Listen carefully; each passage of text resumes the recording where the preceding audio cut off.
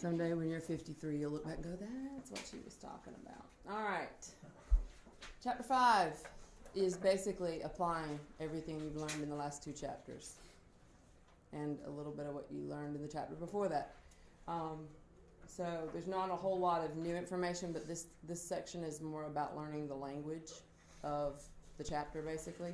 So it won't be quite as interesting. And typically that translates to easy when it's not as interesting. First thing we're going to do is start with a definition, and that is absolute. And I'm going to put parenthetically there global, if I can make an O.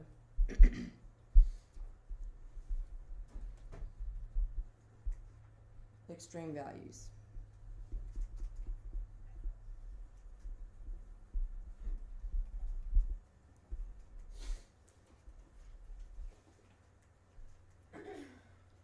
All right. Now, as I was mentioning yesterday, let me see if I can adjust my screen here so I'm not writing so big. When, just like in these theorems where you see this language, you can use the same language in work to show where if you want to redefine something that is not defined as a particular thing, as say y, then you can do that. So for this theorem, the first part is just to define what they're talking about. So let f be a function with domain D, capital D.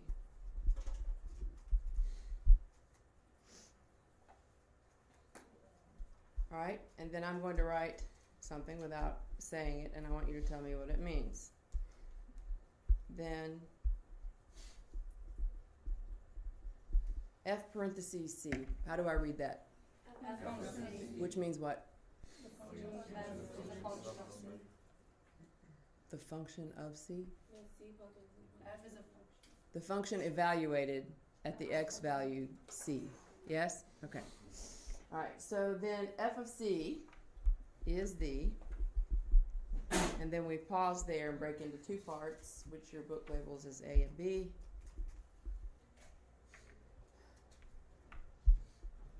The absolute maximum value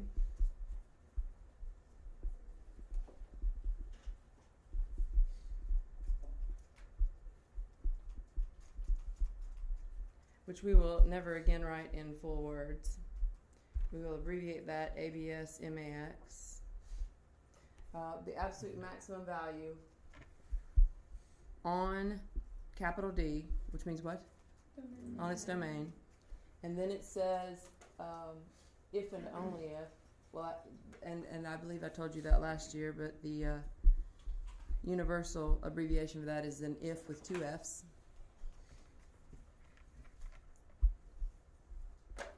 F of x is less than or equal to f of c. I don't know, I actually finished what I was saying. F of c for all x in D.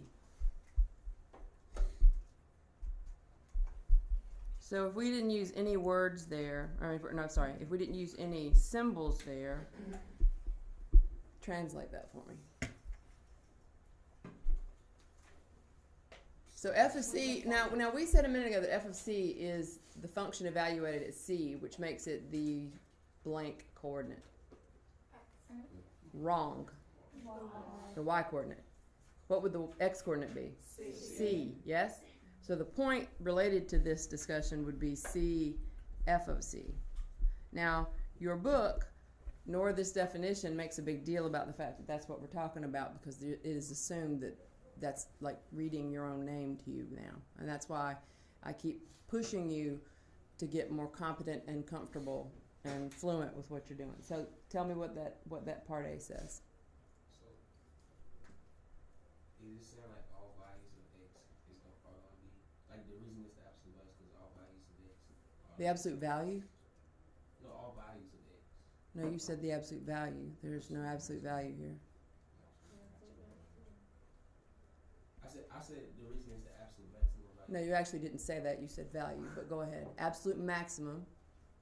Is going to be greater, well, the y is going to be greater when it's the function is in terms of c than in v. It's going to be the highest point, basically, yes? So the y-coordinate is the biggest y-coordinate on the domain. So this is the absolute value, if and only if the y-coordinate, which we just named, which is where in my part A? Which thing is the y-coordinate?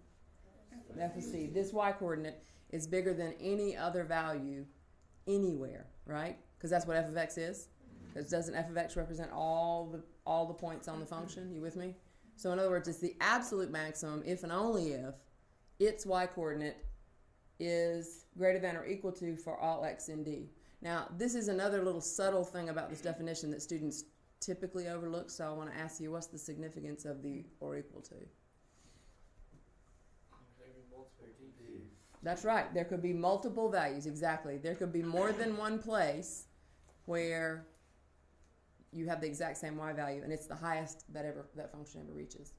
Can you think of a function, sine or cosine, would have an absolute maximum of how many times? Infinity, yes. An infinite number of those places, yes? All right, so now we're going to go to part B. F of C is the absolute, and I'm going to abbreviate on this one because this is the way you'll write it typically. So instead of absolute maximum as full words, just type AB, I'm not type, you're not typing. Write ABS space MAX. So here we're going to do abs min value, and I'm even going to abbreviate value there. So tell me what this one should say without looking at your books for those of you who have your books open. D. On D, if and only if. That's right. F of x is greater than or equal to f of c. That's right. For all x in D. What does that x in D bit mean? Right, on the domain. So if I'm talking about a parabola, that would be a lot of numbers, right? So that's, and the reason I'm making a big deal about it is that sometimes when you start applying it, you start questioning yourself as far as whether you're allowed to say this is a maximum, even if, because you could have a function that goes up and flatlines at some point. If it becomes horizontal at some point, and that's the highest part of that function, how many absolute maximums would I have technically? Infinite, right? Because even if it's for a finite interval, you could argue that there's an infinite number of y values in there. You with me? But those are all maximums on that interval. Does that make sense? All right. Extrema is another word you want to get comfortable with. And I think we talked about this last year, but I just want to make sure everybody's on board with it. Extrema is the same thing as extremes. And extreme, okay, how would you categorize a maximum or a minimum? As an extreme value, right? So when you are told to find all extrema, you're being told to find any max or any min, okay? That's the global version, okay? Which means that it's the high point or low point for the entire function. There is always a theorem to go with these things, so here we go. And this is theorem 1, and I'm writing too small now. Bear with me. Get my sides adjusted here. All right, theorem 1 in this book for chapter 5 is the extreme value theorem, and we're not going to write it out because we are going to refer to it as EVT. This is one of those that gets nicknamed. Okay, so if you're citing this theorem, universally you are allowed to say, by the EVT, blah, blah, blah. Okay, so here's what it says. And I'm going to write this, and we're going to translate it as we go. If f, and what is f always? A function, is continuous,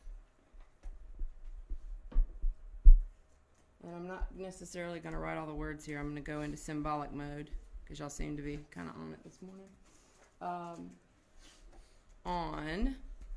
And I'm going to explicitly state what I'm writing here, and I want you to tell me what this means. Bracket A, comma, B, bracket. So in words, what would that say? A closed interval, okay? The significance being what? What's the difference between a closed interval and an open interval? Right, we're including the endpoints. So if f is continuous on a closed interval AB, then f, our function, has both a max and min on the interval.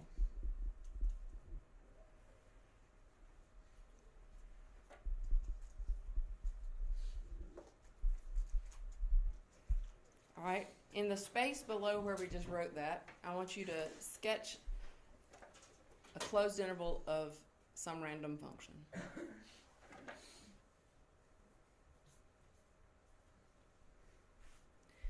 Then we're going to draw a few together. I'm going to draw one.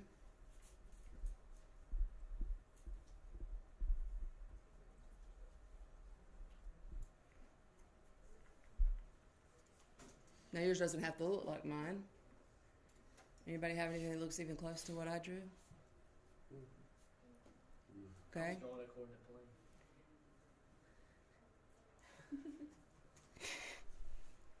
You picked the wrong time to overkill, Mackie. All right. So how do I, or in mine, now I'm going to do this on mine, and then I want you to do the same thing for your own. Where on my picture does it reach the absolute lowest spot? In the little dip there, yes? So I'm going to switch colors and mark that in bright yellow. So it would happen somewhere along there, yes? So this would be my absolute min.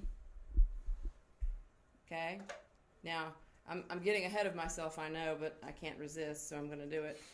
Of f of c at x equals c. And I probably won't do that on all of them, but I want you to see that's how you should state your max or min. What is f of c?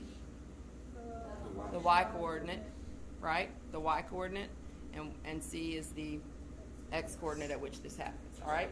Yes? What is your beside x equals? Huh?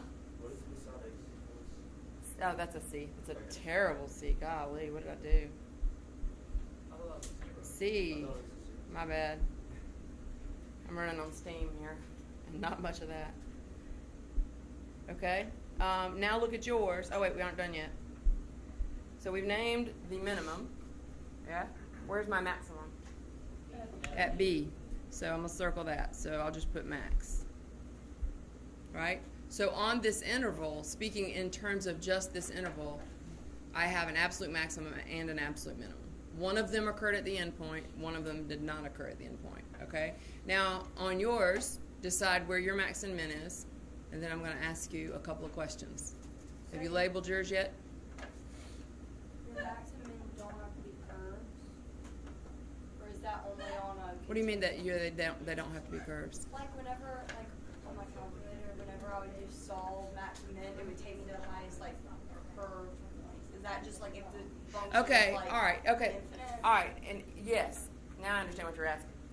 If I have a function that does similar to this little arc and then dip and then climb out to the B point thing that I drew, or whatever you drew, if I have a function that does that like all over the place, so I've got lots of peaks and valleys in my graph, okay? But it goes on forever. For instance, if it's a cubic function, would I have an absolute maximum for the function? Why not? Because it goes up forever. Would I have a minimum? No, because it goes straight down forever, right? Okay? So that's the significance of the fact that this theorem says on a closed interval, right? I'm guaranteed one if it's a closed interval because of the fact that if I just cut it off, the endpoints will either be my max and min. How many of you had, when you drew yours, your endpoints were the max and the min? Well, that's kind of surprising. Usually it's more than that. How many of you did anybody have one where neither of your max or min were endpoints? Okay, got a couple of those. All right, so presumably everybody else was split on that. All right, so let's look at, but yeah, that's what it is. So I'm not going to necessarily have, for every function, I'm not going to have a max and a min, an absolute anyway.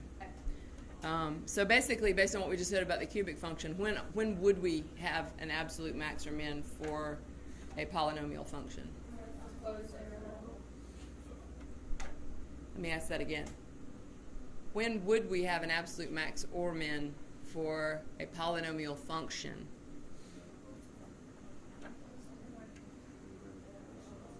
It'd be really nice if y'all would put half the effort / thought process into the question I just asked twice, as you did in the discussion of TV series prior to the beginning of this video. Okay, let's rewind, not literally, but we're going to. What did we say about cubic functions? They just continue on. So I don't have an absolute max, and I don't have an absolute min, because one end goes up forever and one end goes down forever, depending on which way it is, yes? So let me ask you again. What kind of function, what kind of polynomial function am I guaranteed either an absolute maximum or an absolute minimum? An x squared. An x squared, or aka somebody generalize this for me? An even degreed function. Where do we get the degree of a function? Highest exponent. Little miniature pre-cal review there for you. All right, so let's draw one more of these. And this time draw mine, just to make sure we've covered all our bases.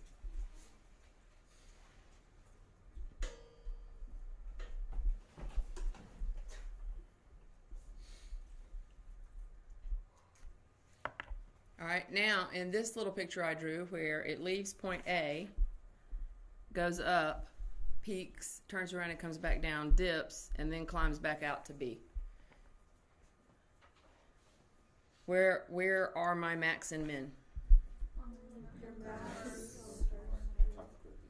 The max is at the top of the first peak, or well, the only peak in this little interval, right? And my min is here. And since the max and the min both occurred at the peaks and valley points on this drawing, neither endpoint was involved, right? Okay, now let me explain to you why I'm making such a big deal about this. When you start doing your homework, you're going to be given a closed interval, you're going to be given a function to analyze, and you're going to get all amped about the fact that you're going to do a dangram. So you're going to locate the interior points, and then you're going to fly off to the next problem, or you're going to go to the back of the book and check it, and you're going to be wrong because you didn't check the endpoints. So you got to get it in your head that when it's a closed interval, endpoints are a special case, so I always have to check them. And interior points are going to find themselves through the analysis we've been doing since, chapter 3? So that matters. All right, now, everything we've said up to here is talking about absolute extremes. That means it's like the ultimate, the main one, right? Kind of like the difference between being the best basketball player in the world versus being the best basketball player in Camden, right? You see what I'm saying? It's the same idea. So now we're going to go into local extremes. And we'll move through this a little faster. If I can get my hand-eye coordination going this morning. Local extreme values.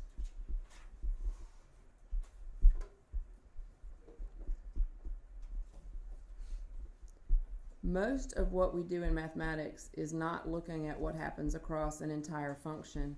It's looking at what happens on some interval of some function. Because typically if you have a function that represents a process, whether it's a biological, like natural process, or if it's a man-made process, it's only going to have a finite domain. You remember the box problems from last year? I give you a piece of cardboard, you cut out a square out of each corner, you fold the flaps up to make a box, and you had to find the volume, maximum volume, all that good stuff. Franny laughs because she knows what's coming. Not today though, Franny. It'll be a week or two. The box problem, I taught you sort of a shortcut of thinking about the domain of the box problem. Does anybody remember what the domain of all box problems is? Did we do that second semester? Oh, yes, indeed we did. We did the box problem about 5 times during pre-cal. I do not recall the box problem. Yeah, I know it could. That is, well, then that means that you were still in that place that I found you in when you walked in the door, which was you were a process monkey, and I'm trying to turn you into human beings. I knew Some of you were less resistant than others. We was I know we would get like a domain that was negative to like something, and we was eliminating the negative. That's all I can remember. The negative numbers was going away. Okay, well, first of all, if you're talking about anything geometric, and I'm not cutting you off, but to pick up what you just said, if I have a rectangle and x is one of its sides, what is an automatic starting point for an absolute lowest possible dimension? Zero. Has to be greater than 0. How do we big kids who are smart enough to use big kid notation refer to such a thing? Parenthesis 0. Okay. Well, in the box problem where you were cutting a square out of each corner, and obviously if I'm going to make a box, I can't make the squares different sizes. They're all going to be the same size, yes? Okay. What is the most I could cut off of a rectangle? Yes, there we go. Half the length of the shortest side. Otherwise, you can't make a box. Do I need to hand out scissors and paper and let you make a paper box? Yeah. No, not going to do it. Maybe later.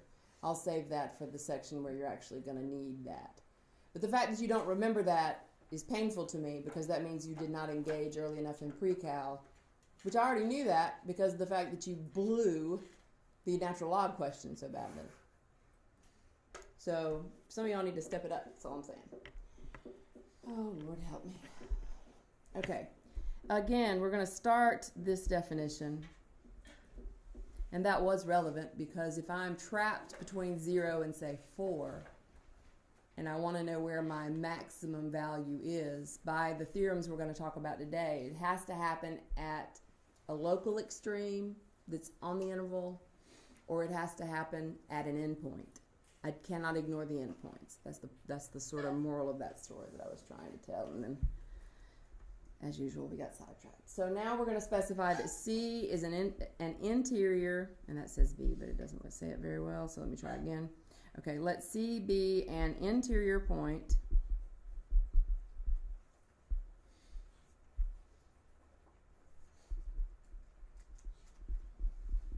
of the domain, and I'm going to switch into the mode of just writing a capital D every time I see the word domain.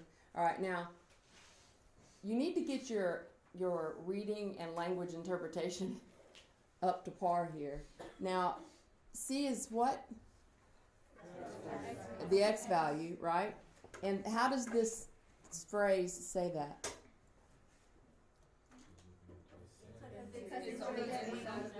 It says it's an interior point on the domain. So it doesn't mean a coordinate point. It means at some point on the interval, basically, is what it is. It's using a more generic version of the word point, okay? So you got to use your context clues and pay attention. All right? Period. End of sentence there. That's actually a sentence, not a phrase. Then f of C. And what's f of C? The y coordinate at that location, right? Then f of C is a, and again we split to A and B, local maximum value. Now notice we switch from saying point to value because the value is always the function value, aka the y coordinate. Now look back at the little sketches you drew for the previous theorem and see if we can find some things that we didn't label the first time around. So let's come back and look at those together. If I can get this screen slid without marking my board up. Okay. In my first picture, where we labeled that B was the maximum value and this dip down here was my absolute minimum for this interval, right? Well, there's other stuff that's interesting in this picture that we didn't label, okay? And what I mean by interesting is where something changes or happens of significance for that interval in the context of maxes and min. What would we consider A? A local min. Do you see the difference? So A is a local min, so let's label that now. So A is a local min, and we're just doing this from an intuitive point of view, and then we're going to come back to our definition and clean it up, refine it. All right? And I probably shouldn't have written that there, so because there's something else that happens nearby that I don't want to mess up. So let me do it here. So this is a local min. And then where's the only other place that anything of interest happens? At the little peak, right? So what would that be? This is a local max.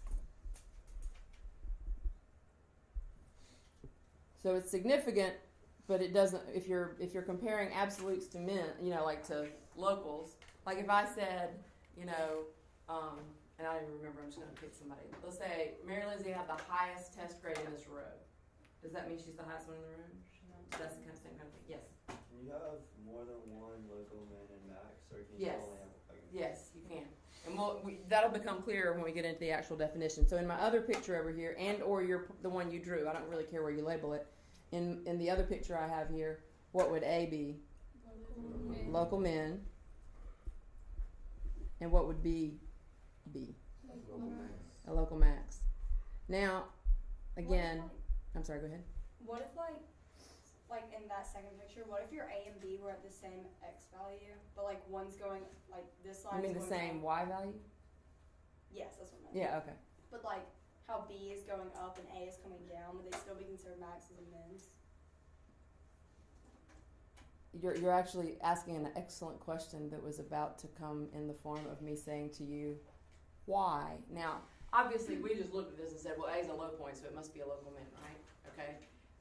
What of significance happened after I left A here that made A local min? It went up from there, right? How about over here for this local max B? I went up until I got there. On the interior point, talk to me about the local max. What do I do as I'm moving towards it from the left? I'm going to climb up to it and then fall away from it, right? And my absolute min is the same thing. It's just more dramatic because it's the lowest point. But what happens to make this a min? I fall to it and then climb out, right? Does that make sense? So that's the kind of analysis we're going to be spending a lot of time on in this chapter. All right, so let's come back and finish out this definition now. So we have in our minds what a picture of what a local max would look like, right? Okay. At C, okay. So the max value is the what? In a point. The maximum value is the y coordinate. And what's C?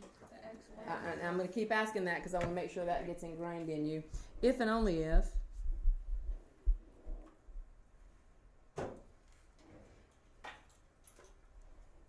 f of x is less than or equal to f of c.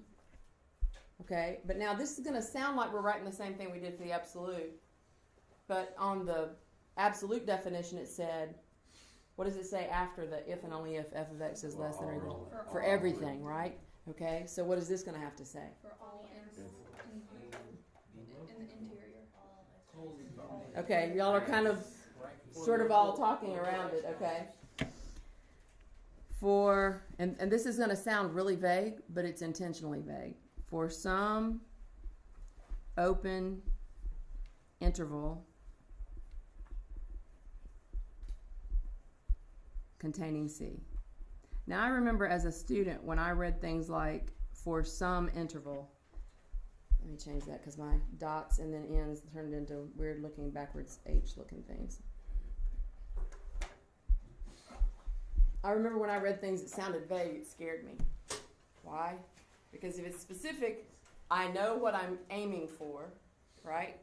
If it's open-ended, that puts a lot on me to figure out what, right? But it's really no more than what we were just saying. Because if you look back at these pictures we drew for the extreme value theorem, if I wanted to prove that this local maximum was the highest point, then I could just show that it was the highest point from, and I'm going to put a new color here just so that doesn't all run together too bad for you. All right, say from here to here.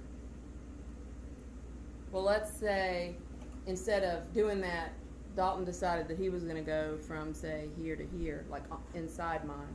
That's still valid. So by that theorem, it doesn't require that you go any particular distance out, in essence, to prove it. Does that make sense? All right, let's see if you can write, without looking at anything, what the requirement's going to be for the local minimum value. I'll give you a minute to work on it, and then you're going to tell me what to write.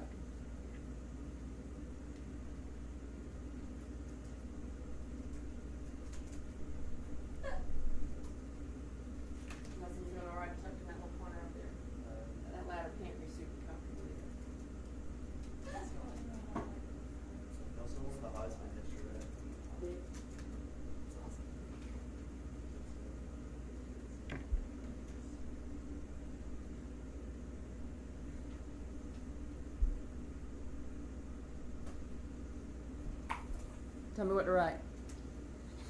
It is only the f of x greater than c. That kind of, y'all are doing so good. I was like, oh my God, it's like they're reading it. And then it fell apart just as I thought that. I was like, God, I shouldn't have thought it.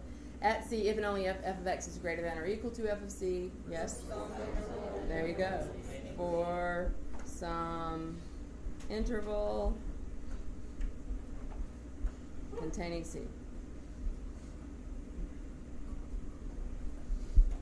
And that was to teach you how to read that stuff without getting freaked out by it in my never-ending quest to get you comfortable with that notation. All right.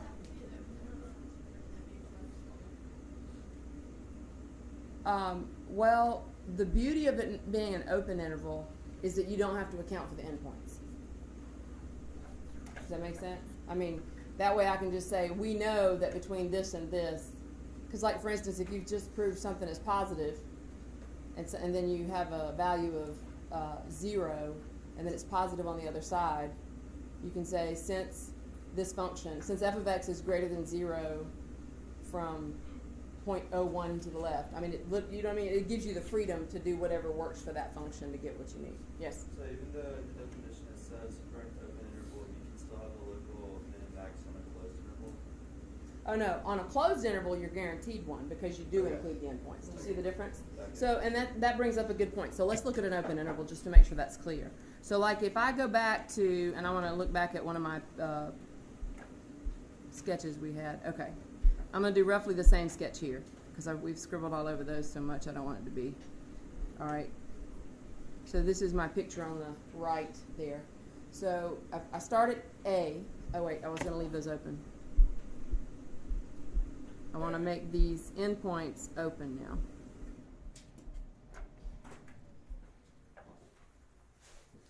What do open points on a graph mean?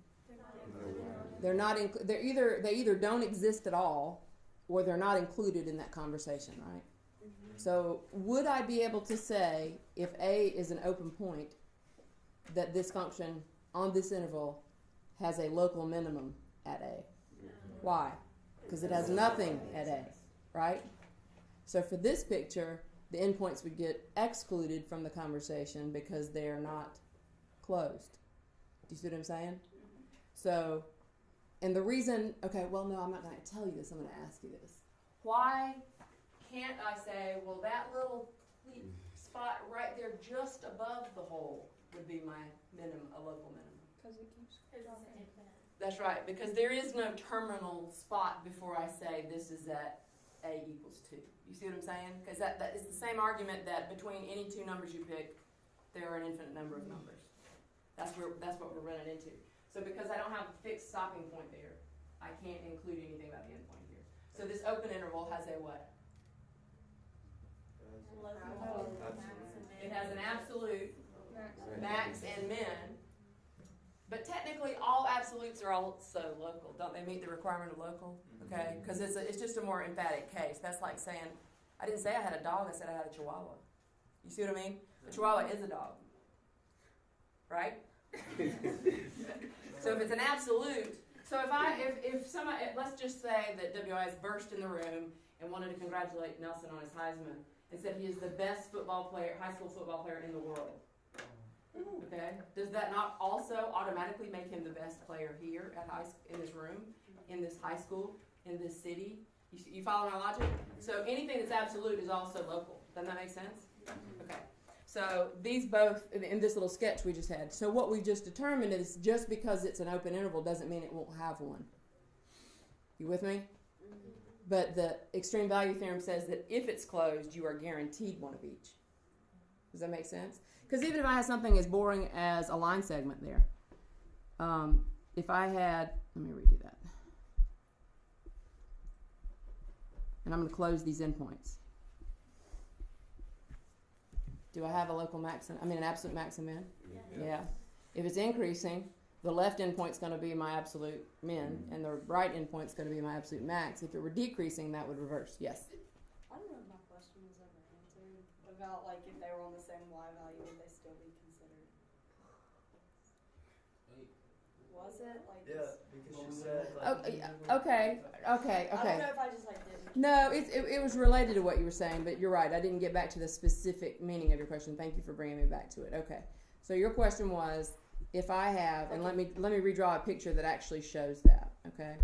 What Becca's asking is, what if I have this point over here, and let's just say, for the heck of conversation, let's say 1, 4 is this point, right? Well, then after the function leaves there, it comes back, and then it stops right over here at 7, 4. That's what you're asking, right? Yes. Okay. Well, to have you answer your own question, I would take you back to what I asked you about the pictures a while ago. First of all, how would we classify 1, 4 in this picture? As a local maximum. Why?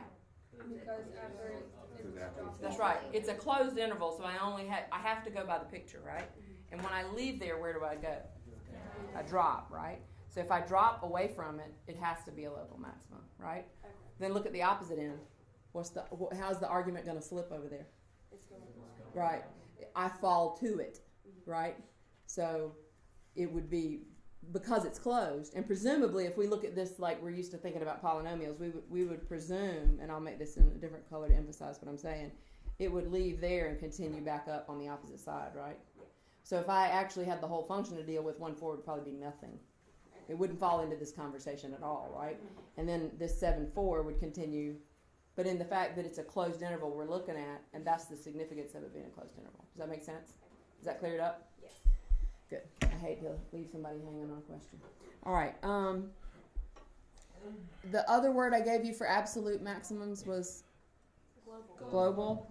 Well, when you see relative max-mins, I'm going to put max/min. What do you think that is?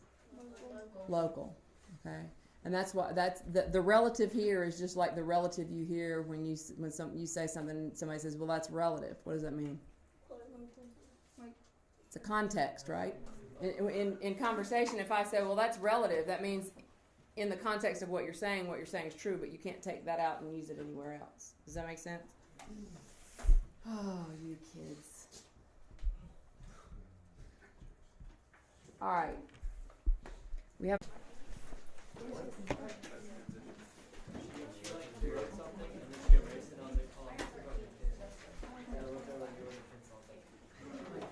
Oh, Nelson has a pencil today? All the ink in the world must have dried up. Are you okay?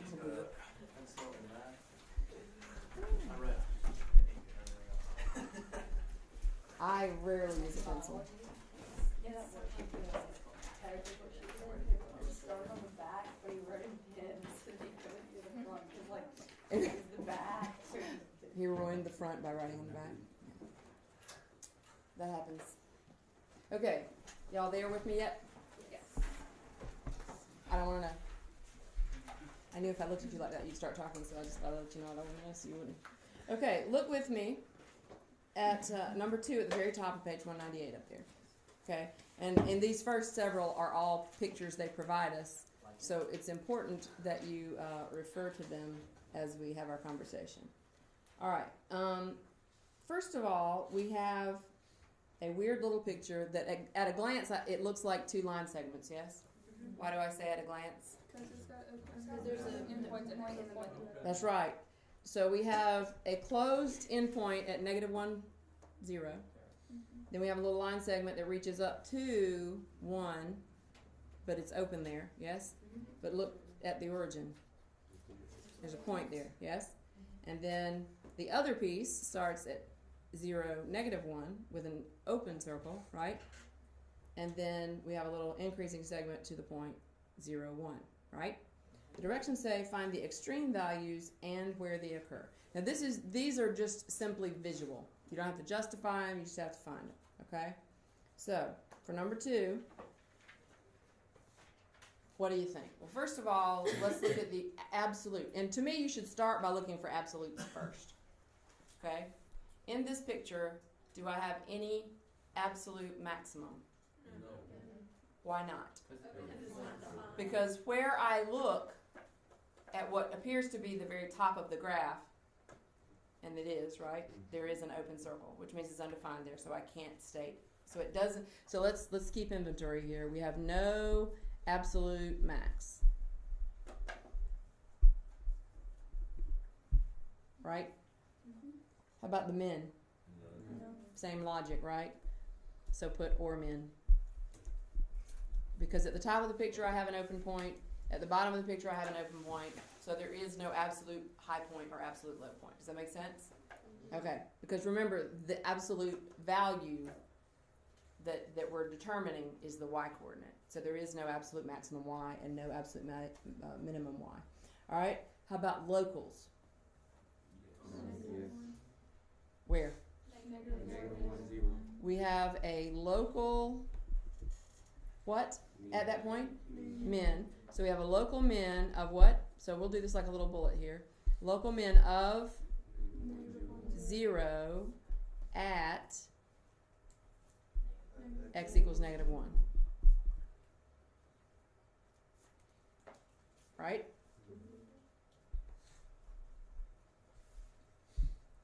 Where else do we have a local anything? And we have a local max of 0 at x equals 1. Got it? And they do these little weird, bizarre pictures because they're trying to help you learn how to see these and understand the distinctions between them. All right? The origin is like of no importance, really. It's just kind of there. You tell me. Is it like one of those like stick?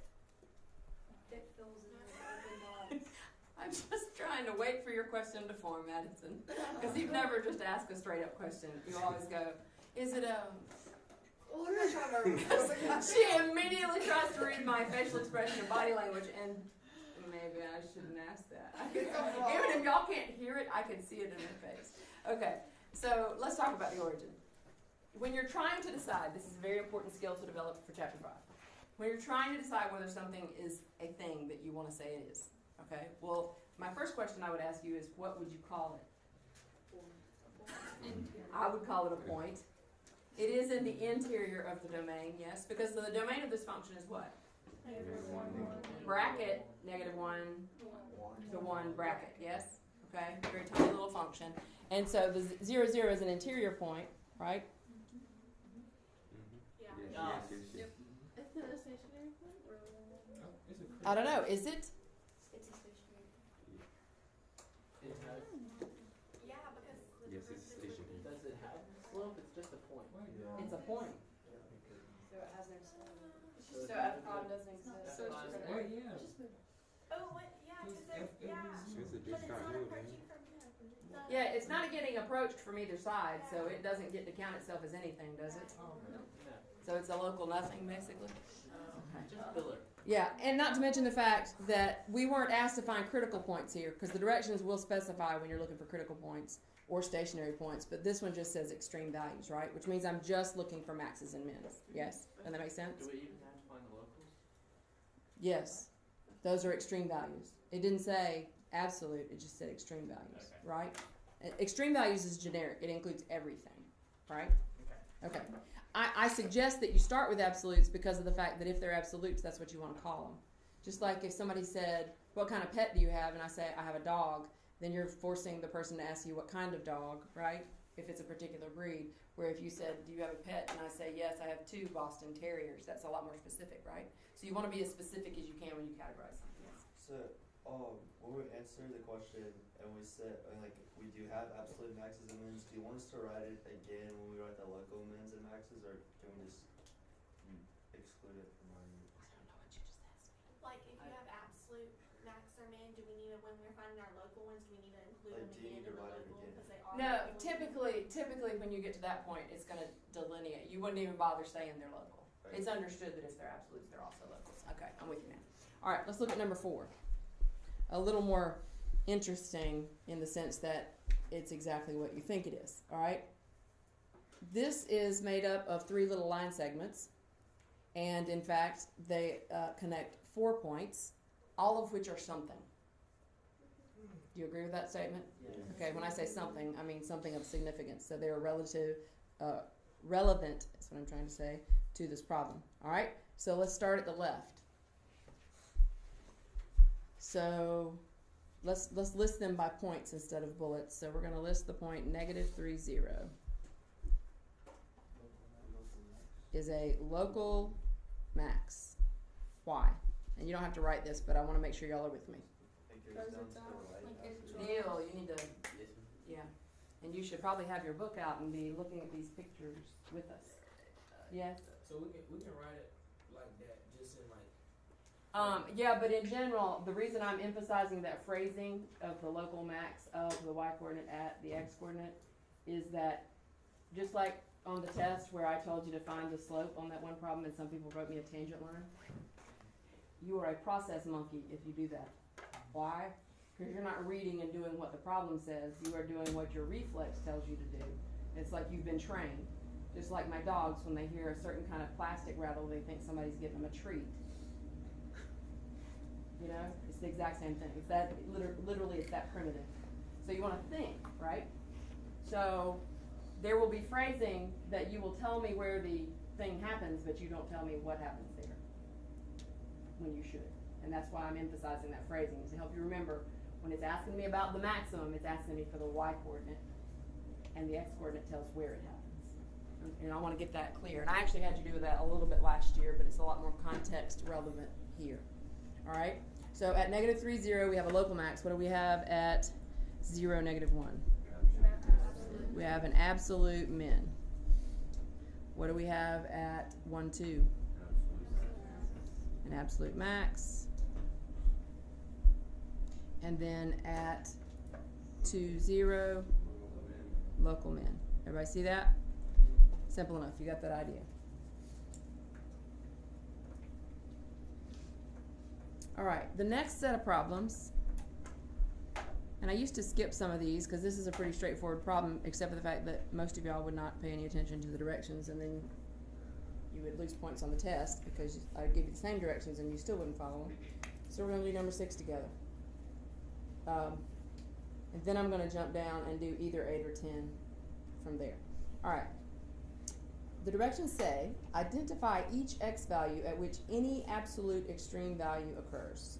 So that phrase tells me I'm only looking for absolute maxes or absolute mins, okay? And then explain how your answer is consistent with the extreme value theorem.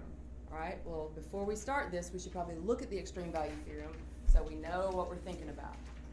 What does the extreme value theorem say? So first of all, the first requirement for this theorem to apply is that I'm dealing with a closed interval. Yes? Okay? And then what? We are guaranteed that if we have a closed interval, we're going to find an absolute and minimum, right? Okay. Keep that in mind as we look at number 6. All right? Tell me about number 6. Okay, we can save the explanation for after the fact if you want to, okay? So we have an absolute max, which is unlabeled, and if they don't label the y-axis and you have a picture like this, you don't have to say what it is, at C. And we can call that x equals C to emphasize that that's really what that is. And absolute min at x equals b. at x equals b. Make sense? Okay, and tell me how this relates to the extreme value theorem. Okay. Since we have the closed interval, and I'll let you not even like write this in complete sentences, but since we have the closed interval from A to B,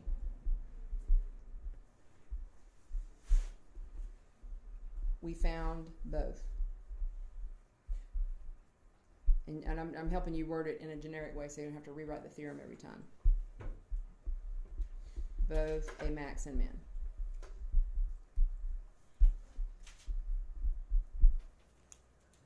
Yes?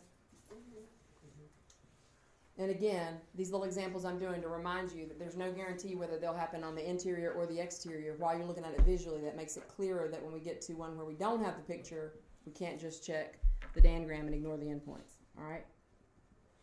Do y'all have a preference between doing 8 or 10? 8. Okay, let's do 8. The 8s spoke first, and it's my favorite number, so that's what we'll do. Did I just say? 8 is my favorite number.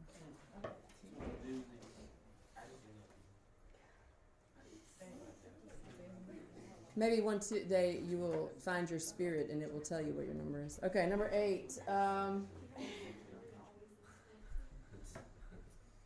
Now, do the directions guarantee that we're going to find both on all these? No. Okay. Well, first of all, since the directions also hinted that the extreme value theorem is relevant here, am I guaranteed anything by the extreme value theorem on number 8? No. Why not? Because it's Not closed. If it's not closed, EVT does not apply. And so in a situation like that where it says, why does this not contradict the theorem, you would say things like, an open interval, the EVT doesn't apply. Okay? And that's universally accepted explanation there. All right, so do we have anything? So we have no absolute extrema. And we can call that absolute max/min.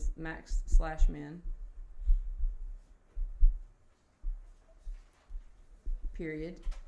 EVT does not apply.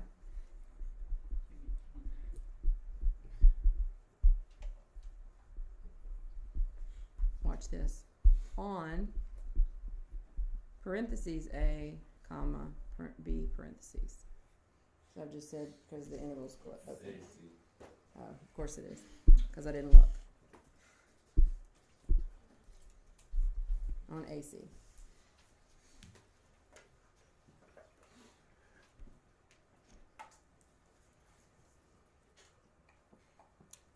Let's jump down to number 12.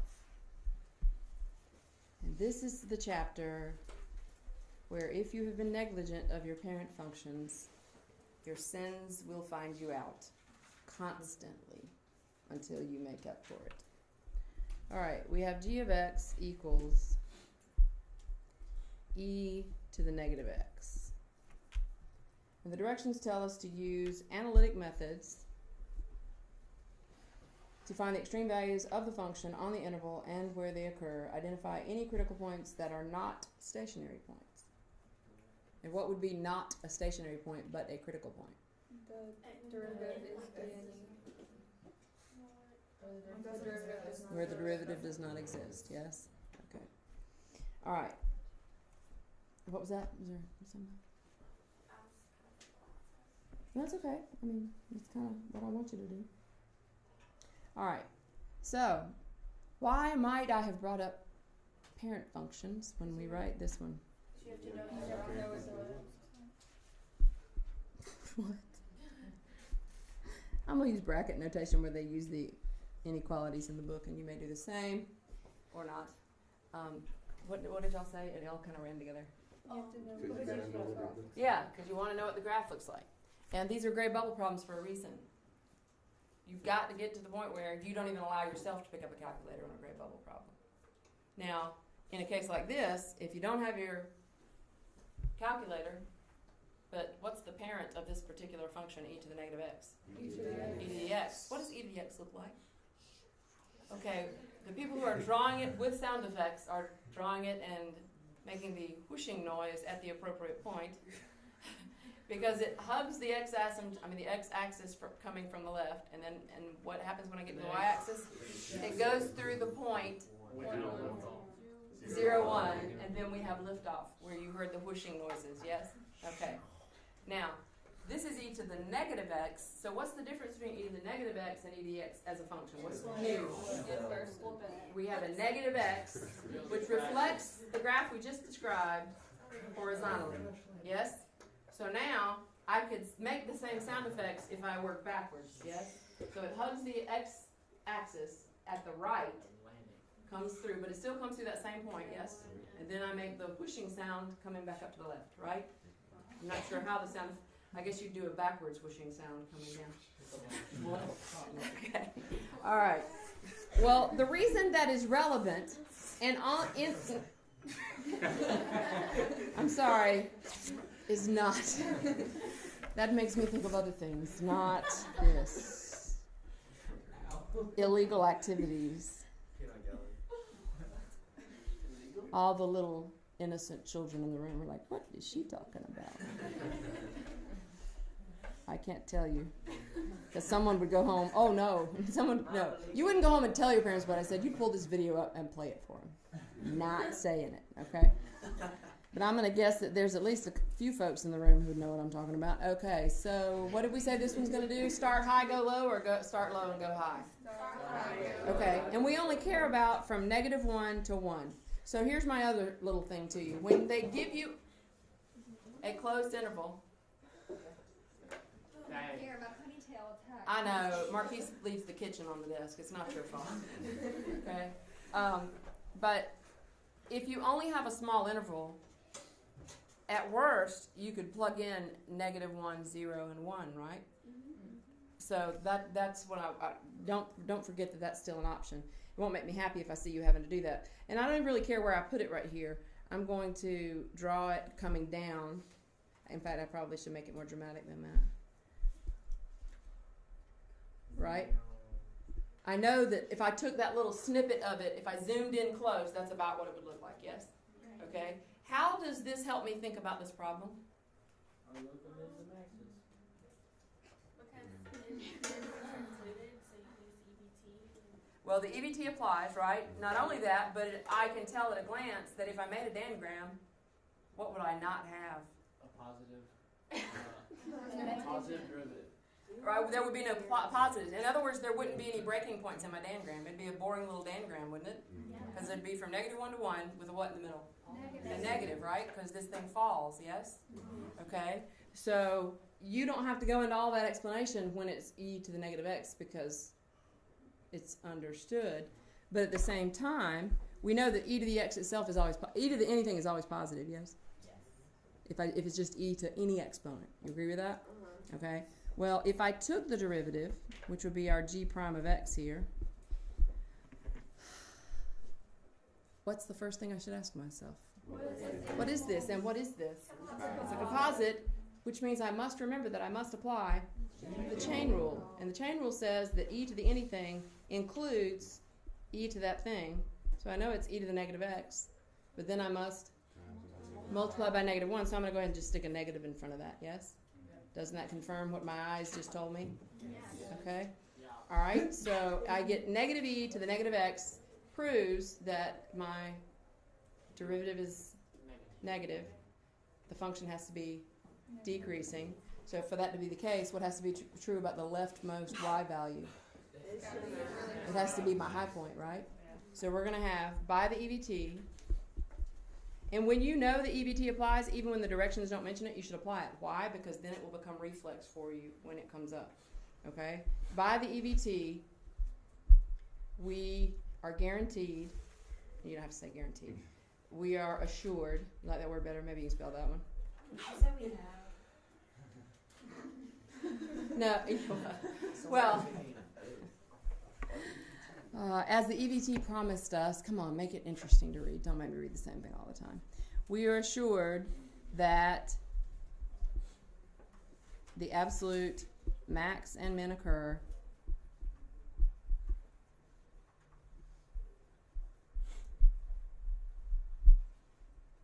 and we have and so let's do a little bullet here. What's my absolute maximum? It's going to be e at -1. Absolute max, what? X equals -1. Why? I'm not saying you're wrong. Because that's where the y is. No, but he said it was e. Why is it e? Oh, because e to the -1. E to the -1. I'm saying that for the people who are like not going to ask, and they're going, how did you know it was e? And they won't even make a facial expression because they don't look at it and go, are you confused? So they get a little Botox injection on their way to school in the morning. Of e, because somebody at some point in the day would come back and ask me, why was that e? Of e at x equals -1. Write a similar statement for our absolute min. Say it aloud or no? Write does not mean say. Wait, can you explain that again real quick? About why it's e? Yeah, because I thought when you said that, he was just saying that. No. I didn't think it was- Okay, because remember I said a minute ago, remember you can just plug in, right? So if I'm at -1 over here, then I Okay. which would be e to 1. Right? Everybody good? Okay. So what is my absolute minimum value? 1 over e at x equals 1 by the same logic, right? Because if I plug in positive 1, it's e to the negative 1, which is 1 over e. Because the negative says put it in the bottom. Would you just keep it as e to the negative? No, that would not make me happy. Why? Because some of you proved to me on this last test that you still don't know your exponent properties. And this one writing it this way demonstrates that you do. I mean, there's nothing mathematically wrong with doing it, but I need y'all to prove that you're making progress on that particular front.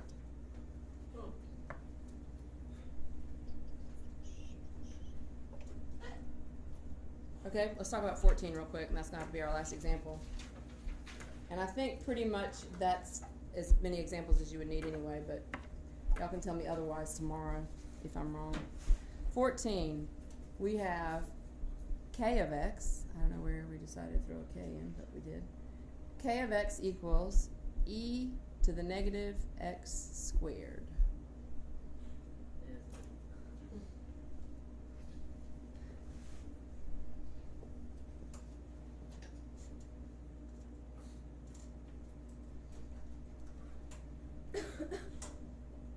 Why did you get so quiet all of a sudden? Well, I hadn't even written the interval yet. I was waiting for some sort of reaction to the function. It is negative infinity to infinity, aka the entire function, yes? Oh, what a difference that tiny little 2 makes. Or does it? It does. Why? Because it's a double composite. That is true, Mary Lindsay says. Now let me ask, and here's what I really want to ask you. If I handed you those 2 functions and asked you to put one in the box of functions I feel pretty confident that I could think about without any resource, and one that is in what? In the what box versus the got it box, right? Which one would you put the last one in? Got it. How about this one? That's what I thought. Okay. So they did that for a reason, and that will happen on your assignment as well. You'll have some where you can do it without looking at anything. You don't need to ask anybody. You're like, yes, I've got this. Okay? By design. All right? So let's think critically about this little function. It's the little function that could. First of all, we like it because it's e to the something, which that tells me what? Well, I mean, I know I can find the derivative easily, yes? But what is e to the anything? What did we say a minute ago? It's positive, right? So it lives above the x-axis. That might be relevant. And then I have the negative that I had in the previous one, which you said does what to the graph? It's going to somehow turn around. However, we have a square there. What does a square do to any number you... Makes it positive. Turns it into a positive square of the number, right? So if I plug in negative 4... it's going to be to the it's it's going to be 1 over e to the 16, right? If I plug in positive 4, the same thing. This might be a dumb question. No, there are no dumb questions. I'll tell you where dumb shows up is on tests. You know what? You know why you're dumb on the test? Because you weren't smart enough to ask before the test. You follow me? So don't say dumb questions when we're having a conversation. That's what this is for. Okay. How come sometimes it's like the opposite of x? Like, how would you not know to just plug in 2 and then apply your negative? Like, PEMDAS. But there's no negative. Okay. Yeah. The P in PEMDAS says parentheses. We don't have parentheses, right? So if there are no parentheses, then that means because you're basically so if the parentheses were around the x squared, then it would be applied the negative after. no, the negative is applied after.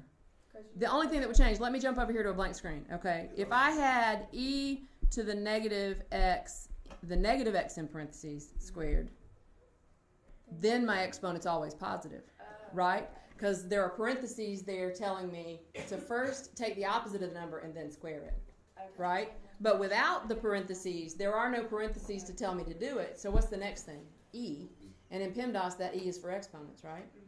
So I apply the 2 to the number I'm plugging in for x and then make it negative. So that would be like the opposite of Right. But it's the last thing you do.